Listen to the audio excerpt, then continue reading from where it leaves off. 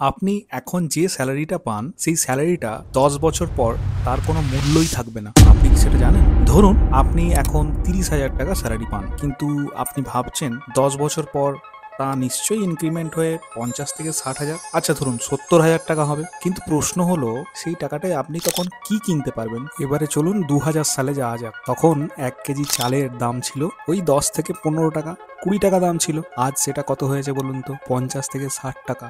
তার কমে পাওয়া যায় না। এটাকেই বলে ইনফ্লেশন।